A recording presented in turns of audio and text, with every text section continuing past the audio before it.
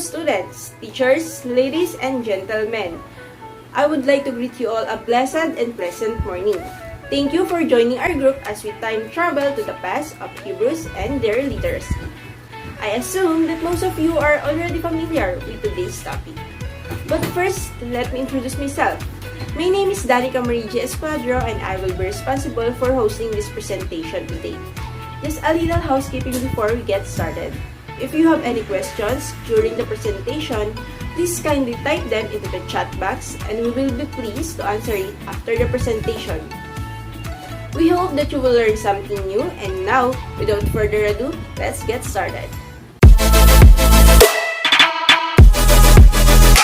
Hello everyone, I'm Andre and I'm your official tour guide for today's exciting travel. Now, let's have a quick tour in the beautiful country of Israel.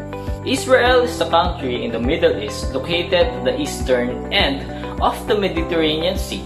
It is bounded to the north by Lebanon, to the northeast by Syria, to the east and southeast by Jordan, to the southwest by Egypt, and to the west by the Mediterranean Sea.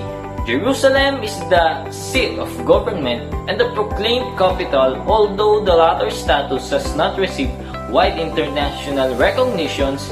Israel is a small country with a relatively diverse topography, consisting of a lengthy coastal plain, highlands in the north and central regions, and the Negev Desert in the south. Running the length of the country from north to south, along its eastern border is the northern terminus of the Great Rift Valley. Sound interesting, right? I'm sure that you will love to visit this place soon. Now, let's take a look for some stunning places to visit in Israel. Number 1, we have Nazareth. Nazareth is located in the Lower Galilee. Nazareth is an important holy destination for Christians around the world. In addition to its great religious value, Nazareth is also a city rich in culture and history. Next, we have the Sea of Galilee. The Sea of Galilee is a major water source as well as the largest freshwater lake in Israel. The history of the lake goes way back. According to the New Testament, many of Jesus' miracles occurred here, including his walk on the water. Today, tourists visit the Sea of Galilee to enjoy the relaxing stay, have fun, building rafts, or practice various water activities. Next, we have the Jerusalem. Jerusalem is considered one of the world's holiest cities as it is the home of important spiritual sites for three major religions: Islam, Christianity, and Judaism. Visiting Jerusalem is like traveling back in time. At the center, you'll find the old city surrounded by a grand wall. Let's add the government of the country to our tour. Israel does not have a formal written constitution.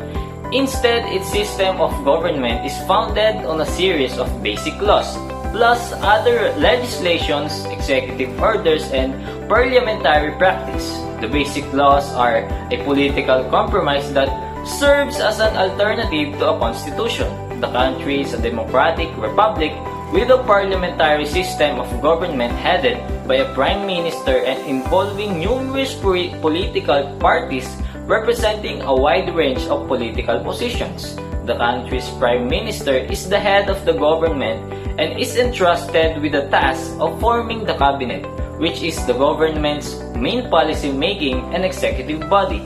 The president, who is the head of the state, was traditionally elected by the Knesset for a 5-year term that could be renewed only once, beginning in 2000. However, presidents were elected for a single 7-year term. Another important thing is their language. Hebrew language was supplanted by the Western dialect of Aramaic beginning about the 3rd century BC. The language continued to be used as a liturgical and literary language. However, it was revived as a spoken language in the 19th and 20th centuries and is the official language of Israel. Modern Hebrew, based on the biblical language, contains many innovations designed to meet modern needs. It is the only colloquial speech based on a written language. Characteristics of Hebrew of all stage is the used word roots consisting usually of 3 consonants, to which vowels and other consonants are added to derive words of different parts of speech and meaning. The language is written from right to left in a Semitic script of 22 letters. Oh, enough for serious things, because despite of its holiness and beauty, Israel also have fun and interesting facts. Number 1, Israel is the only country in the world that has more trees today than it had 50 years ago. Number 2, Israel has more museums per capita than any other country, including the world's only one underwater. Number 3, voicemail technology was developed in Israel. Number 4, life expectancy in Israel is among the highest in the world at 82 years. And lastly, number 5, coffee and cafes are so good in Israel that it's the only country where Starbucks failed trying to break into the local market. Shocking facts, right? Thank you, and I hope that you get a glimpse of what are we going to tackle for this day.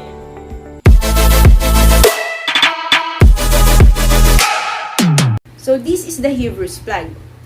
As we all know, Hebrews mostly spend their time or mostly live at the Israel. Their national flag consists of a white field bearing 2 horizontal blue stripes and a central shield of David. The early development of the flag of Israel was part of the emergence of the Zionism in the late 19th century. That flag was white with narrow blue stripes near the edges and bore in the center of Asian six-pointed shield of David of the Israel Office of Information. Lighter shades of blue were used in earlier flags and are still used by some Israeli organizations. But it is said that lighter colors would fade easily in the brilliant sun of Israel. So you might ask, who designed Israel's flag? The received wisdom is that David Wolfson and or Theodor Herzl is designed the flag that became Israel's flag. It was made in honor of Maurice Harris, says that first Zionist Congress, after which Maurice Harris made his flag, met in 1887. So, what do the stripes on the Israeli flag represent? The basic design recalls the Talit, the Jewish prayer shawl, which is white with black or blue stripes. So, what is the star on Israel flag? It is called Star of David. Star of David, Hebrew Magen David, or also known as Shield of David. Magen, also spelled Mogen or M-O-G-E-N, Jewish symbol composed of 2 overlaid equilateral triangles that form a 6-pointed star, with a reference to the biblical king and his legendary shield.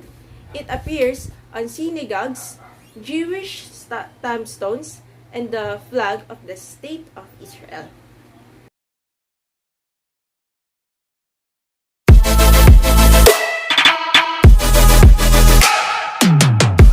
Good day everyone, my name is Joyce Orgingon from BSE 2G, and now we are going to discuss the culture and traditions of the Israel where the Hebrew myth came from. First, the roots of the culture of Israel developed long before 1948 and traces back to ancient Israel, which is from 1000 before Christ era, and it reflects the Jewish culture. Jewish history also encompasses the diaspora of the ideology of the Zionists movement that developed in the late 19th century, as well as the traditions of the history of the Arab Israel population and ethnic minorities that live in the Israel. Among them, Druze, Circassians, Armenians, and others. There is one shrine that is built between 1948 and 1953. 1949 rather, and 1953. And it is the Shrine of the Bab. Correct me if I'm wrong, but it is Shrine of the Bab. Israel is the birthplace of the Jewish culture, and it compasses the Jewish culture which includes the foundations of many Jewish cultural characteristics such as philosophy, poetry, mythology, mysticism, and festivals. Judaism, which was also the fundamental to the creation of Islam and Christianity. Tel Aviv and Jerusalem are considered the main cultural hubs of Israel.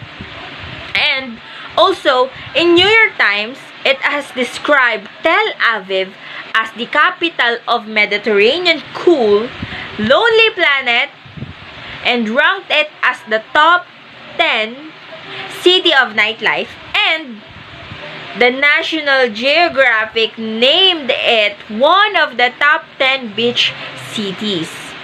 With over 200 museums, Israel has the highest number of museums per capita in the world, with millions of visitors annually, and major art museums operate in Tel Aviv, Jerusalem, Haifa, and Herzliya, as well as in many towns and kibbutzim.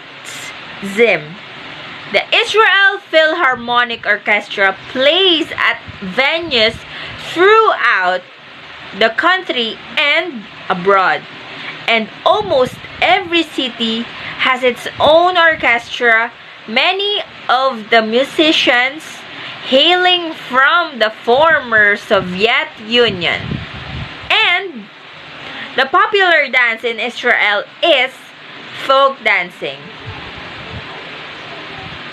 And among the national companies of the modern dance, Batsheva Dance Company are highly acclaimed in the dance world. The National Theater, Havima, was established in 1917. Israel filmmakers and actors have won awards at international film festivals in recent years. Since the 1980s, Israel literature has been widely translated, and several Israeli writers have achieved international recognitions. And that is the culture, traditions, and customs of the Israel, where the Jewish and the Hebrew myth came from.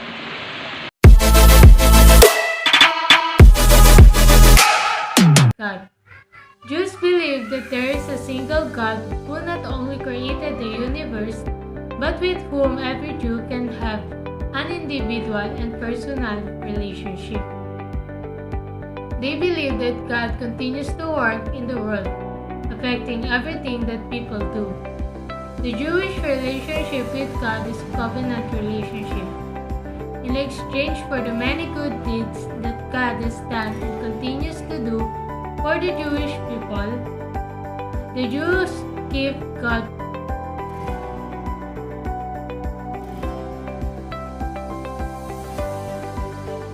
Judaism is the faith of a community.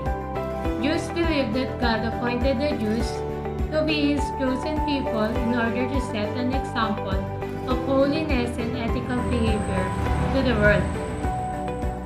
Jewish life is very much the life of a community, and there are many activities that Jews must do as a community. Jews also feel part of a global community with a close bond Jewish people all over the world. A lot of Jewish religious life is based around the home and family activities. Who is a Jew? Jews believe that a Jew is someone who is the child of a Jewish mother, although some groups also accept children of Jewish father as Jewish. A Jew traditionally can lose the technical status of being a Jew by adopting another faith, but they do lose the religious element of their Jewish identity. Judaism means living the faith. Almost everything a Jewish person does can become an act of worship, because Jews have made a bargain with God to keep His laws keeping that bargain and doing things in the way that pleases God is an act of worship. And Jews don't only seek to obey the letter of the law, the particular details of each of the Jewish laws, but the spirit of it too. A religious Jew tries to bring holiness into everything they do, by doing it as an act that praises God and honors everything God has done. For such a person, the whole of their life becomes an act of worship. Being part of a community that follows particular customs and rules help keep a group of people together. And it's noticeable that the Jewish groups that have been most successful to avoiding assimilation are those that obey the rules most strictly, sometimes called ultra-Orthodox Jews.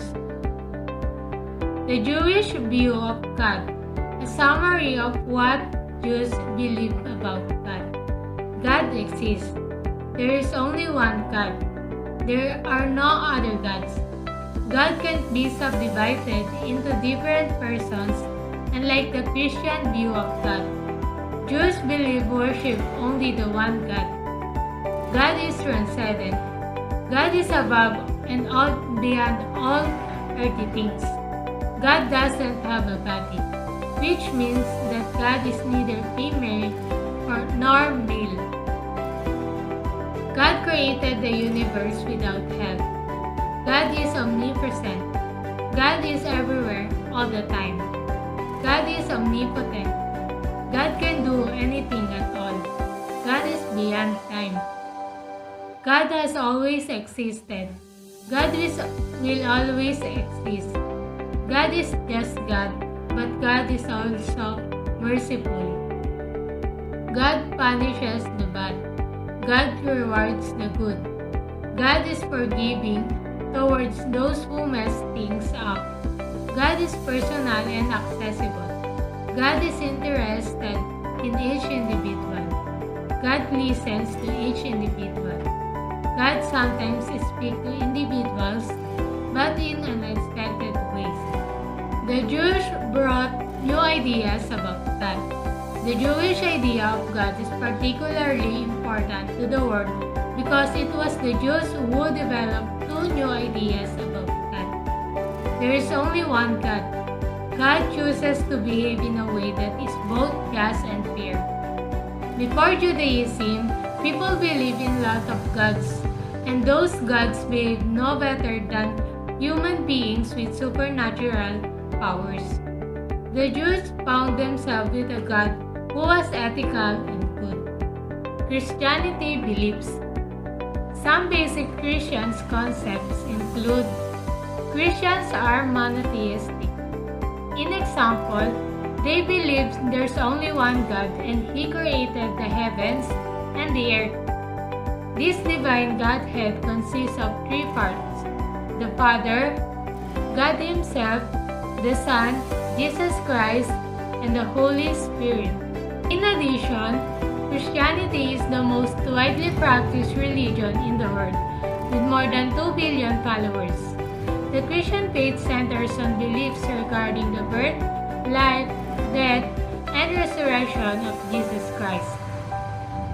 While it is started with a small group of adherents, many historians regard the spread and adoption of Christianity throughout the world as one of the most successful spiritual missions in human history.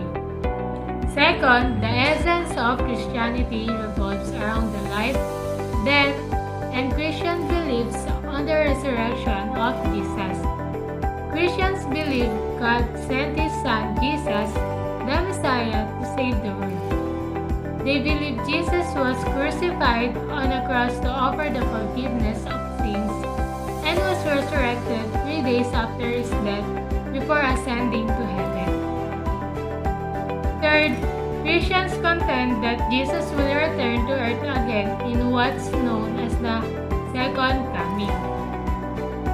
Fourth, the Holy Bible includes important scriptures that outline Jesus' teachings lives and teachings of major prophets and disciples, and offer instructions for how Christians should live. Fifth, both Christians and Jews follow the Old Testament of the Bible, but Christians also embrace the New Testament. Sixth, the cross is a symbol of Christianity. Lastly, the most important Christian holidays are Christmas, which celebrates the birth of Jesus, and Easter, which commemorates the resurrection of Jesus.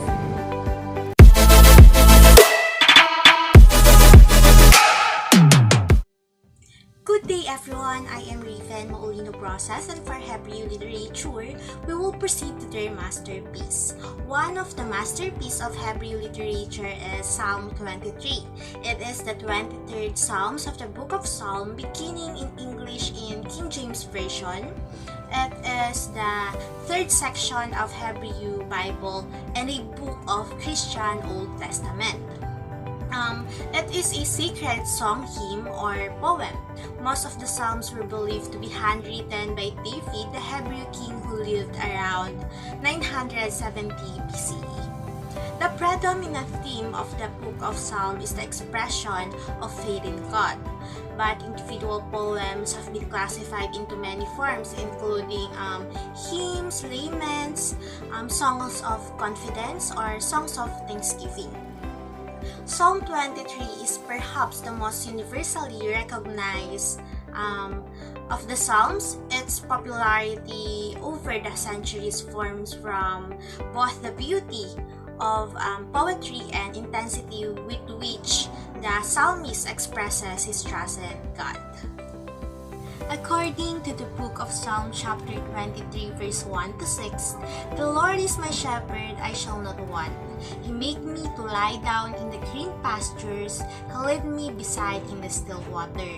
He restored my soul, He led me in the paths of righteousness for His name's sake. Yea, though I walk through the valley of the shadow of the death, I will fear no evil, for Thou art with me. Thy rod, Thy staff, they comfort me. Thou prepare a table before me in the presence of my enemies. Thou anoint my head with oil, my cup ran over. Surely goodness and mercy shall follow me all the days of my life, and I will dwell in the house of the Lord forever." The major theme in the psalm is the security that the Lord provides and will continue to provide. This security including such as food, drinks, shelter from enemies, and protection from hostile circumstances. The speaker proclaims that the Lord will care for him the same way as the shepherd cares for his flock.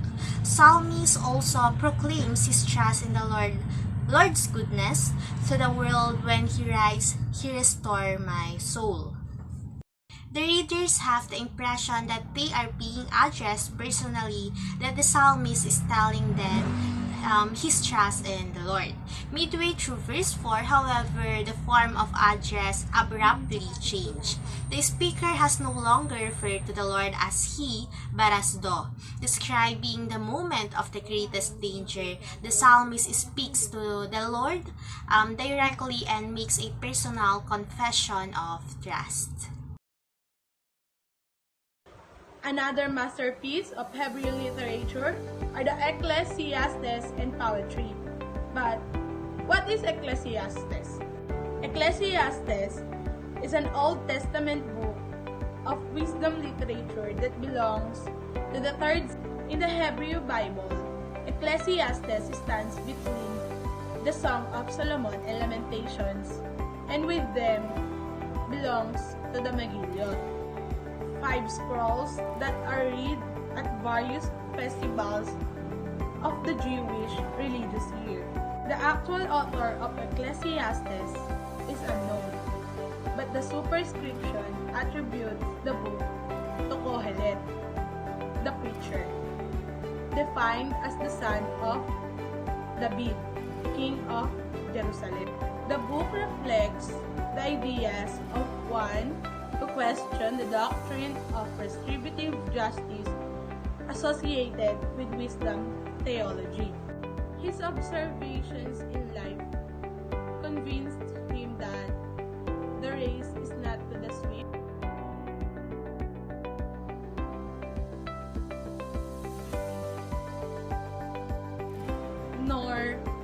riches to the intelligent, nor favor to the men of skill, but the chance and time. In the face of such uncertainty, the author's counsel is to enjoy the good things that God provides while one has them to enjoy. Rather, Hebrew poetry seems to be governed by a basic balance between lines of a couplet or triplet, whereby each line has the same number of word units. It is also a non-metrical form of verse characterized above all by verbal inventiveness, a discernible poetic diction, and texture and conclusion. It is very different from English poetry because English poetry developed from Greek and Latin, which is primarily sound-based. Example of Hebrew poetry are The Blessing of Jacob, Genesis 49, Song of the Sea, Exodus 15, and the David's dirge on the death of Saul and Jonathan, 2 Samuel 1. Thank you for spending time and joining our group to our Hebrews Literacy presentation. Stay safe, everyone!